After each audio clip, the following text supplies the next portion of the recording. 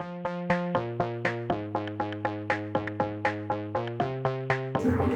hello. All right. Once again, Rob Crowl, teacher here at ACC, English and Creative Writing. This first thing I'm going to read is an excerpt from a memoir I'm writing about my mom. So, just for you, Mom. Mama lugged home a dollhouse kit, the Beacon Hill by Greenleaf, and thumped it on our kitchen table, clapping after she laid it down. The front of the massive box showed a 3-story Victorian with pink siding and white trim.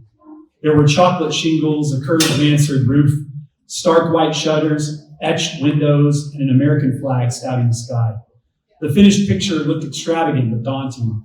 The box lid even showed the open back of the house like an X-ray, an intricate winding staircase and slotted banisters where Mama dreamed she, Chelsea, and Veronica would stage each room with tiny furniture and dolls when they finished building it.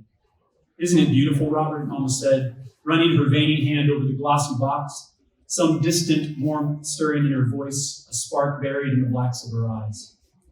Mama began laying out the pieces on our dining table, and I watched her unveil them, a million sprawling the tabletop, little window frames, porch posts, arched windows, unpainted floors, ornate banisters, swatches of shingles.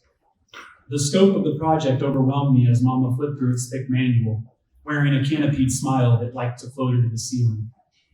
Out of nowhere, Dad strolled in, crisp checkerboard shirt tucked into dark slacks, belted at his pooched waist. His shirt still looked pressed after a full day of work, like he had showered before he came home.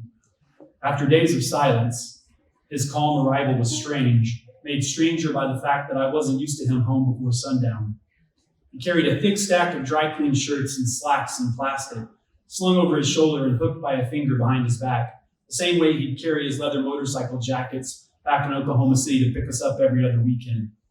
I smiled at the memory, but was pissed by the ease and cool of his entrance, remembering Mama all liquid and frail the night before, beside those empty bottles. Mama refused to look up as she kept hot gluing walls and pillars into the dollhouse's foundation. Dad froze when he saw us, took one clenched look at the box, and shook his head. "How much this cost? Only one person in this house has a job, you know, and it ain't you."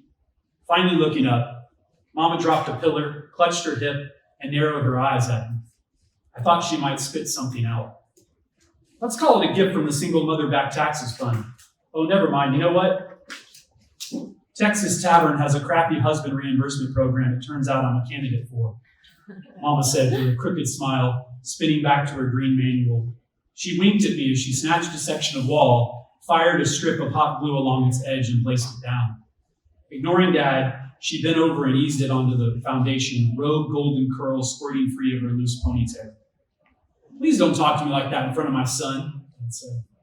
Mama's eyebrows shot up and her mouth fell open like a mechanical doll. "Really, Ricky? Now you're worried about what your son hears? Do you think he's deaf, dumb, and mute every night you stumble through the door like a lit bull in a china shop?"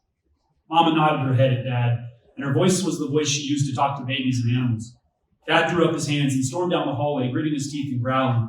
He slammed the bedroom door, its percussion sending chills into me as if pumped into my bones ear. Mama was laughing when I turned back and watched her puzzle another pillar onto the porch and hold it there as the glue set. Dried swaths cracked around her fingertips and hung from her palms like gray whiskers. Watching Mama, her eyebrows tangled over the pieces of that dollhouse, hazel green irises impossibly focused. I willed that house finished in my mind's eye. Then I shrunk me, Mama, and my sisters into its perfectly painted and furnished walls. All of us smiling at Mama, its dirty blonde architect. Pulling her hand away, the anchored post shook, then stood frozen. Mama's shiny fingerprint drying into the porch like a signature. Secretly, I wished Dad would come back and help us build, his draftsman fingers erecting windows and walls the way he had the gazebo at Grandma's house. I wished his fingerprints were next to Mama's, the thousands of unused pieces begging to be used, and I wished he'd tell us where he'd been.